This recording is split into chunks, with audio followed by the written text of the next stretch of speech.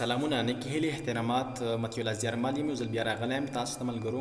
تر څو د پرابلم سالوینګ ان پایتان یو بله نوې ویډیو ریکارډ کړو نو مو تاسو که فکر مو وي مو تاسو تقریبا درې پرابلمز چې کوم هغه مو حل کړل همداسې به پرابلم زموږ سختیږي او مخته به ځو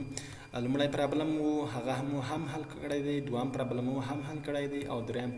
پرابلم مو هم حل کړی دی اوس څلورم پرابلم ته راځو نن ورځ به مو تاسو دا زده کوو چې څنګه په پایتان کې په درې نمبرو کې چې کله د یوزر څخه واخلو په دې درې نمبرو کې نمبر وګوري کوم یو چې لوی شه په درې نمبر کې کوم چې لوی نمبر و هغه مو ته ډسپلی کړي نو د دې لپاره زه ویس کوډ ته راځم په ویس کوډ کې د دې په ځای چې ستاسو وخت نه وي ضایع شوی ما تر مخ د دې پرابلم د سالو کولو لپاره یو الګوریتم لیکلی دی الګوریتم ما په تیره ویډیو کې ویلي وو چې د پرابلم سالوینګ دپاره بیخي یعنې مهمترین شی دی کله چې تاسو غواړئ چې پرابلم سالوینګ کې ماهر شئ او یو پرابلم په اسانۍ سره حل کړئ د هغې تر مخ تاسو باید تر مخ د کاغذ پر مخ وي او که په کمپیوټر کې ستاسو په فایل کې وي تاسو باید هغه پرابلم تحلیل کړئ چې اصلا د پرابلم څه دی او څنګه یې حل کولی شو نو د دې لپاره ما الګوریتم لیکلی دی نو الګوریتم کوم چې پروګرام دی هغه سټارټ کوو د یوزر څخه درې نمبر غوښتنه کوي په درې نمبرو کې چې کله درې نمبر یوزر انټر کړل د هغې څخه وروسته زموږ پروګرام دغه کمپیر کوي یو له بل سره یې کمپیر کوي کله چې کمپیر کړ که چیرته نمبر 1 د نمبر 2 او نمبر 3 څخه لوی شو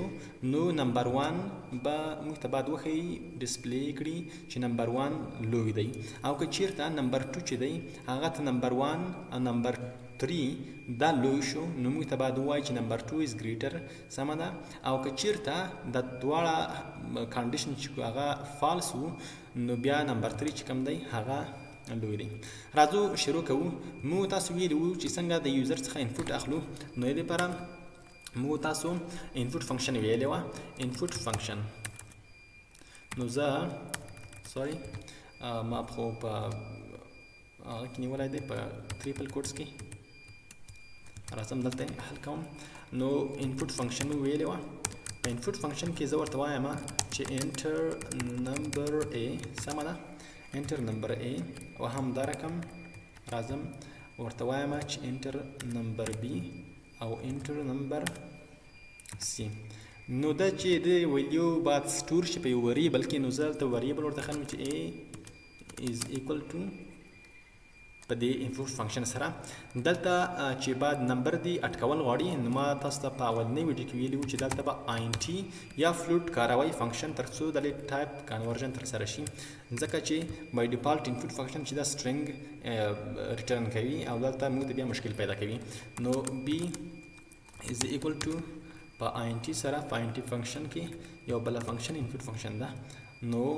دریم سی از ایکول ټو انټیجر په انټیجر کې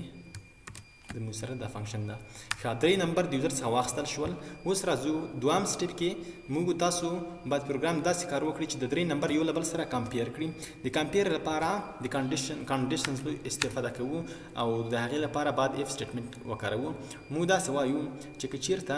دغه ا لویه او مساوي له بي څخه شوه اند دا هم اپریټرز دي کنډیشن اپریټرز دي نو که چیرته لاجیکل اپریټرز دي که ا لویه او